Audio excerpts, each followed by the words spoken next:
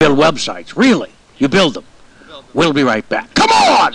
What the hell is that? I build websites. You're like you have a construction belt. Help me out. This is my career. Welcome back. We were kidding during the break.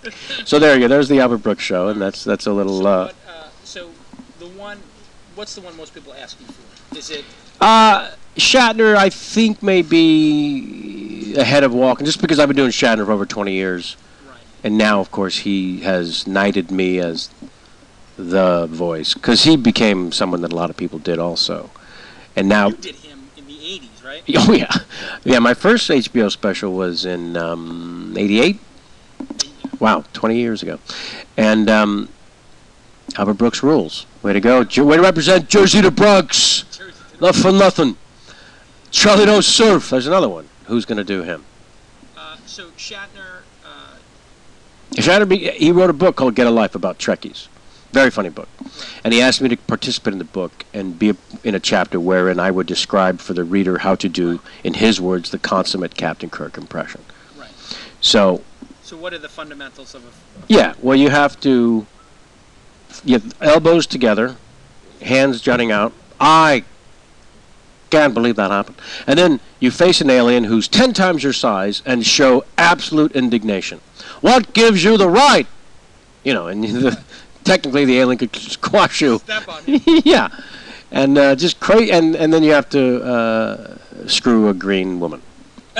That's also part of the impression. You have to make love to a green alien woman. All right. And so the one I like best, since everybody's giving me my favorite.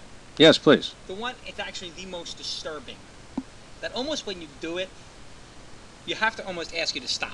Because I'm afraid that if like you bump into somebody, you'll be stuck in it. Is when you do Columbo. Yes. Yes. Who I've had to drop from that because, he's going through hard times and suffering from Alzheimer's, and also my own father suffered from that before he passed, so I can relate to it. And I kind of took him out of the act, and I look forward when there's a little time, where I can go back to sort of paying tribute to him, because he was really the first impression. Right. And in fact, he was the reason that I became a regular on Tonight Show with Johnny Carson, because I did the Columbo for Johnny, and he pushed himself away from the desk. He was laughing so hard, and invited me back on 3-4 times a year until he retired. And basically, all I did was, Johnny, I hate to bother you. I really hate to be a pest. Can I ask you one question? Now, by the way, for those watching, Peter Falk, when I met him finally, had seen me on the Tonight Show and said, how do you do that with your eye? Me, I understand, but how do you do that? Yeah. So, I have tremendous love and respect, and he's been like a surrogate father, Peter, and I wish him and his family well, of course, during this difficult time. So, Peter Falk, Shatner, and Albert Brooks. Well, Alan Arkin, let's not forget him. Alan Arkin, you have a funny story to go with the Alan Arkin. Yes. All right, so tell these 150 people the Alan Arkin one, because that one is... I did a little movie called Indian Summer. Thank you both for seeing it. And Hold for Laugh. And Alan Arkin was in the movie, and he was a hero of mine. Him and Peter Falk and the In-Laws, well, maybe, for me, arguably the funniest movie ever made.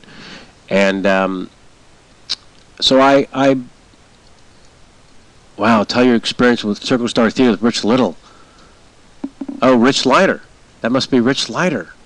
I see R. Leiter. Yeah, that guy said he knew you. Yeah, he does. Wow, I didn't see that. Is he a stalker? He and his brother, or cousin rather, his cousin and I grew up best friends. Ah. So he's cousin to one of my best friends since I'm 9 years old. I see. Hey, Rich.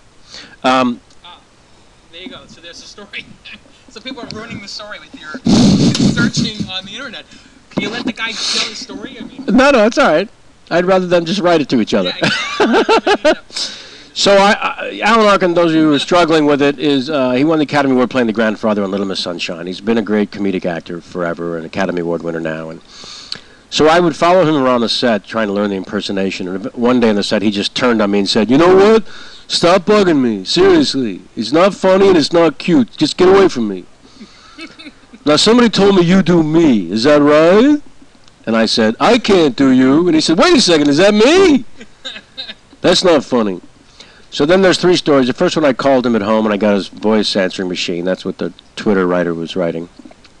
Or is this the... This is a Ustream. Ustream. Over here's the